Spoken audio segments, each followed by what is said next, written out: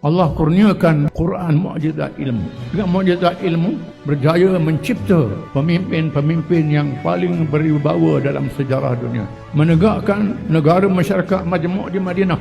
Banyak orang tak tahu Islam bukan sahaja memimpin manusia dalam ibadah, termasuk memimpin manusia dalam bertamadun. Orang Islam dahulu yang buat hospital. Ketika Eropah tak kenal hospital. Apabila Nabi SAW mengarahkan didikan khemah di Masjid Madinah untuk merawat Mu'adz bin Jabal yang cedera dalam peperangan Ahzab, untuk dia beri rawatan, mudah dia ziarah. Itu adalah teori hospital yang pertama dalam sejarah. Kita terlepas pandang apabila Nabi SAW berhijrah dari Mekah ke Madinah. Nabi SAW menugaskan menantu sepupunya Ali bin Abi Thalib radhiyallahu anhu supaya memulangkan harta-harta simpanan penduduk Mekah yang disimpan di rumah Khadijah. Di sini menunjukkan rumah Khadijah adalah bank simpanan, tempat orang simpan duit, simpan harta, menyimpan secara amanah, secara mudharabah, tidak ada riba.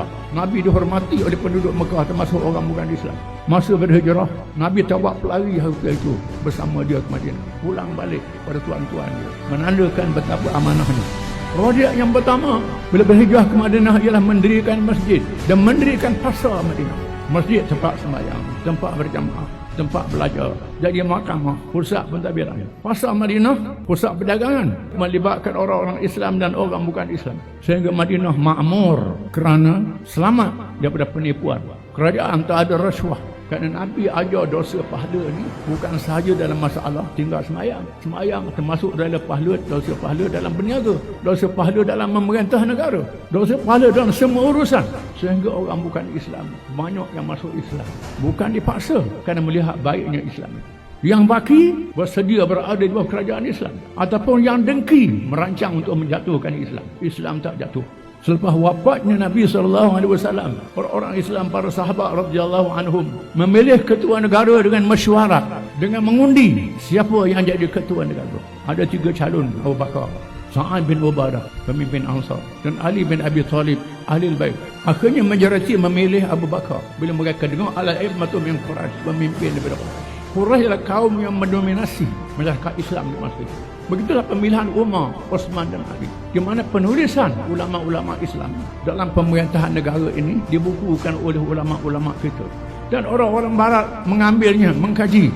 Bila mereka jajah negeri kita, mereka bukan saja ambil hasil bumi, termasuk hasil ilmu. Dan orang barat tak tahu nak pilih ketua negara, melainkan revolusi. Revolusi England, revolusi Perancis, revolusi Rusia, revolusi Amerika, mengorbankan juta manusia.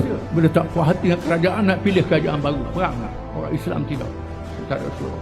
Sehinggalah mereka mengkaji kitab-kitab fiqh politik Islam, maka berlakulah pembaharuan dalam demokrasi barat. Cuma mereka pisahkan agama, tak ada agama dalam politik. Itu kelemahan, tak ada dosa pahala. Ini berlaku kelemahan.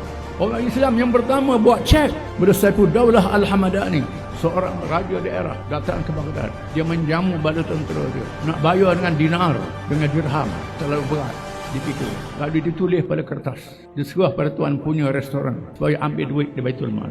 Ini muamalah cek yang pertama dalam sejarah manusia. Semua orang Islam dulu, bila Khalifah Harun al-Rashid menghadiahkan jam waktu kepada Salman, seorang raja di Eropah. Salman takut nak mendekati jam kerana takut sihir orang Islam. Kebebalan orang barat di masa itu, orang Islam sudah bertamadun. Malangnya kita menghadapi orang Islam yang jahil agama, tak tahu agama dia sendiri.